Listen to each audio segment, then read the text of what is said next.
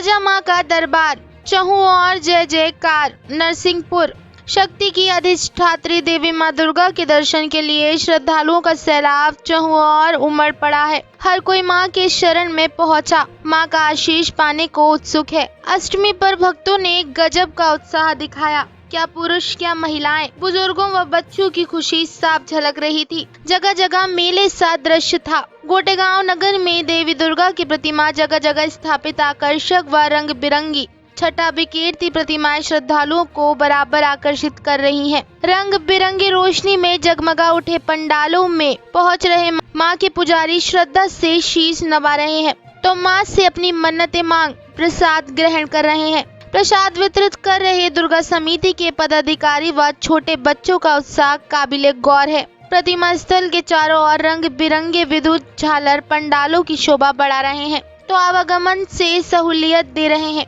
पंडाल में बजते देवी गीत, मां की स्तुति, हिंदी भजन सुन श्रद्धालु राह में गुनगुनाते हुए चल रहे हैं। नवरात्रि के पावन पर्व पर अद्भुत अकल्पनीय पूजन व आराधना की विधि पुराना बस स्टैंड मां शारदे मीडिया में स्थित माताजी के दरबार में देखने को मिली। ऐसे दृश्य बहुत ही कम देखने को मिलते हैं।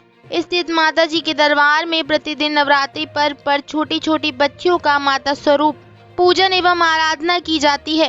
साथ ही उन्हें पूजन के उपरांत आयोजन परिवार के द्वारा उपहार भी दिया जाता है। इसी क्रम अष्टमी में गोटेगांव विधायक महेंद्र नागेश ने पहुंचकर पूजन अर्चन की एवं माता का आशीर्वाद प्राप्त किया। नरसिंहपुर से स्वराज मील के लिए कैलाश गुप्ता की रिपोर्ट।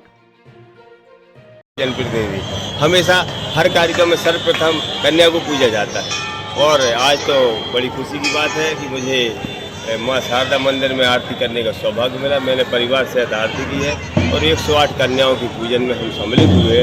उन कन्याओं के चरणों में उन्हें प्रणाम किया है और गोटेगांव क्षेत्र की विधानसभा क्षेत्र की सुख समृद्धि कामना की है और माता रानी से प्रार्थना है कि माता रानी सभी को खुशी खुशी रखे और सब लोग वैभवशाली हो, ऐसी कामना की है। नवरात्रि में कन्या पूजन होता है और बहुत ही उपहार स्वरूप में दिया जाता है कन्याओं को।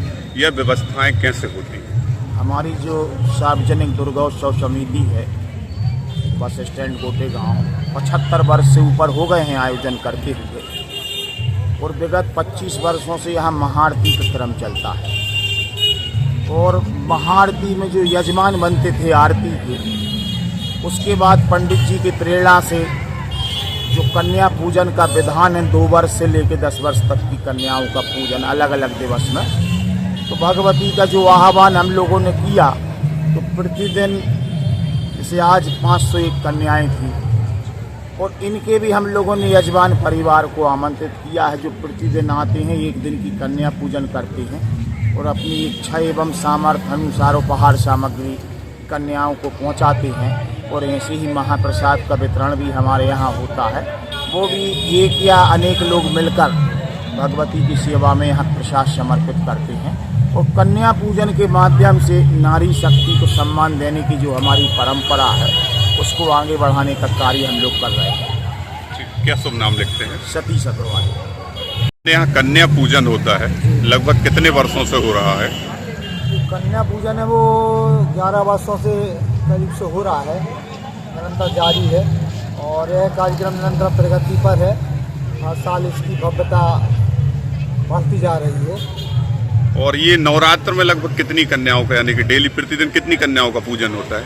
बेटी से लेके 2 से 3 वर्ष की कन्या से शुरू होता है तो प्रतिदिन बढ़ती जाती। पहले दिन 150-200 कन्या आ जाती, पर निरंतर बेटी अन्य दिनों से निरंतर आज 500 कन्या तक अष्टमी में पहुंच गया है।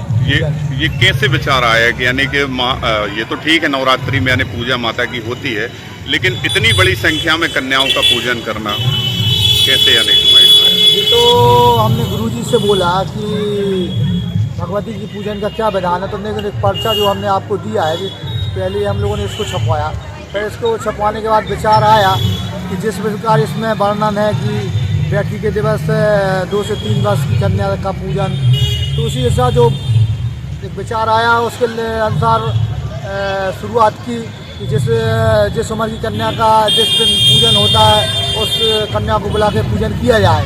तो प्रेरणा आई तो बनती गई। क्या शुक्रिया। क्या शुभ नाम लिखते हैं? मुकेश चौक से।